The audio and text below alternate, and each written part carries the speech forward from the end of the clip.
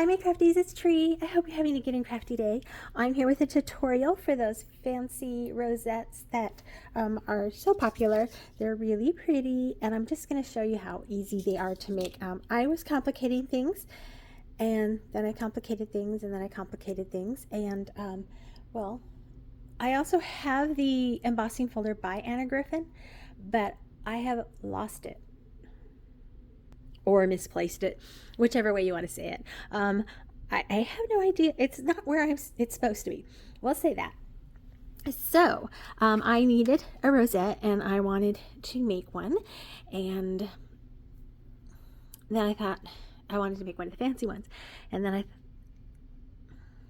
couldn't find my embossing folder, and then I went to the Amy L's tutorial, and she scores it, and then she puts it on a diagonal and scores and scores and scores. Oh, my brain was fried at that moment. I couldn't really do it. So I took a little bit of what she did. So my paper is going to start out at 1 1/4 inches by 11 inches, and I'm going to score every third mark, which is what Amy did, or it's every 3/8.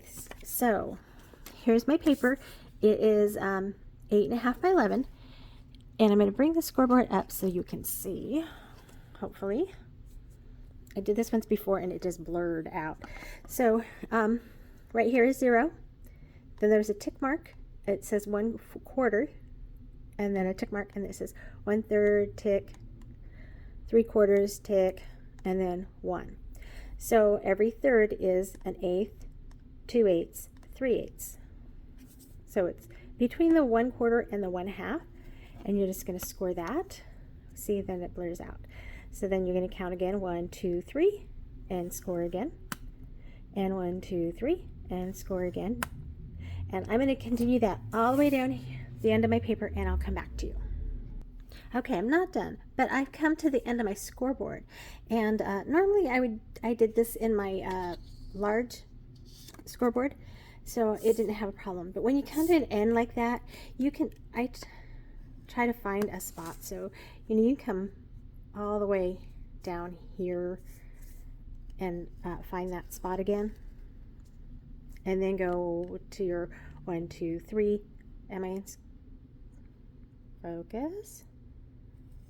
And score, and then 1, 2, 3, and score. So we'll continue all the way down, and then I'll be back. All right, so mine is scored all the way across, and there will be one spot here that is little, and we're going to eventually cut that off, but we're going to go ahead and accordion fold this all the way through. I will not cut off on this because it just goes this quick. I think I can just talk through it and it won't be that bad. Right. So here we go.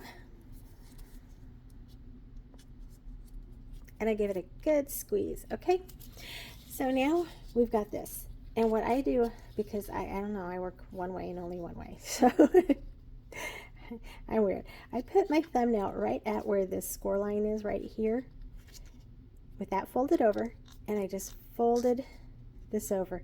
I was like, what happens if I just did that? Would it work out? And it does. So then I tried folding this over and then scoring all, but I found that increases the thickness, which increases the fold, which messes things up. So if you put your thumbnail there on every single one of these, do this while you're watching TV, whatever, and then I fold it both ways, and we're just going to keep doing that, folding it over. You don't need any measurement at that point. You don't need to put it in your scoreboard any funky way. It's just folding and folding. And I'm sure this is how they started doing it to begin with, but someone decided that there was going to be a die or an embossing folder or a measurement to make sure that it was what they wanted, and that one may not come out right. And you know what, it's handcrafted, not machine or store-bought, so mass-produced, so it is what it is. Okay, I'm going to finish folding those, and I'll be right back. Okay, so I decided to go ahead and add this to Saturday Morning Makes, which is hosted by Jill Norwood Designs. So follow the hashtag Satmornmakes and see what everyone's creating and get inspiration. And thank you, Jill, for this lovely open collab. I try really hard to jump in when I can, but I've only got like, I don't know, 2 or 3. This might be my 3rd one. All right, so here we go. I've got this all the way scored, and I'm all the way down here. And remember I said we're going to cut off this little tail here, but we're also going to cut off this diagonal right here. Just, it looks cleaner to me. You do you. And then somewhere I have glue. I have it right here. So I'm going to put glue all the way across here. And this line here doesn't have to be perfect. It could be short, it could be crooked, it doesn't matter. It's not going to show. This one's going underneath.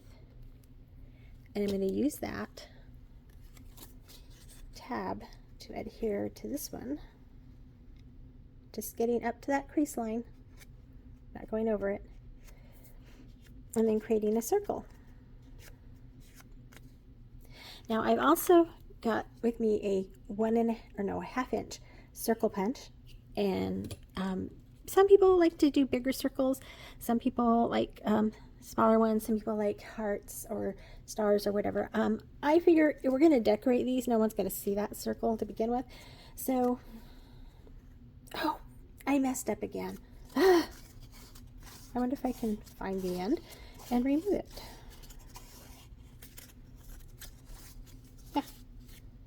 Don't even know where the end is. Pausing. Okay, I'm back. I did get it off. Just be very gingerly with it. Luckily it hadn't dried. But what you're going to do before you make that circle is fold these tips down and in. Just pressing it with your fingertip and getting that to fold in. It doesn't take long. It doesn't really... It isn't too awkward, I don't think. And you know, I'll just stay on with you while I do this whole thing, because again, it's not going to take that long. It's just putting your finger in there. It's already folded. You creased it and you scored it and creased it. So I guess we didn't score it, we folded it, but we're almost to the end, so I'm not going to cut out now. One last one. Oh, I got it. And when that happens, just fold it over. No worries. Okay, and then we have this one last one, but it's already like that. I give it a good squeeze, and then we're going to add glue to this again.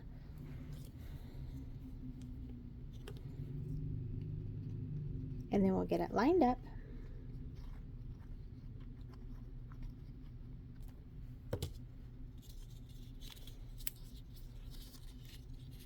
I didn't check that. I was like, oh, I hope it didn't glue down to the other one. It didn't. There we go. And no one will be the wiser. It looks a little scrunched up, but remember, we're going to decorate this, and it's going to be really pretty. So there. All right. So what we want now is to press that down so that it goes like, it's caught in the grooves. Let me get rid of it. Oh, okay. I forgot I had those on there. So there we go, just like that. Now this paper is the Michael's 65 pound, the shimmer. I buy it in reams. But what I am going to do, because I've been, maybe not. I like to do it on the top. And I am using wet glue and not hot glue. I don't do hot glue on my channel.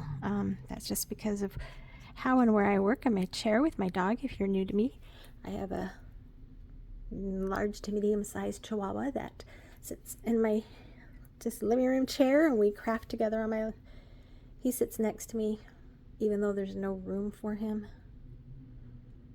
and we craft together, or I craft and he owns me. We're just talking while glue dries, but I'm going to pause here and then I'll be right back. Okay, now we're going to flip this over. You can see that it's lifting up a little bit, and that's fine. I'm going to put glue on the bottom of this.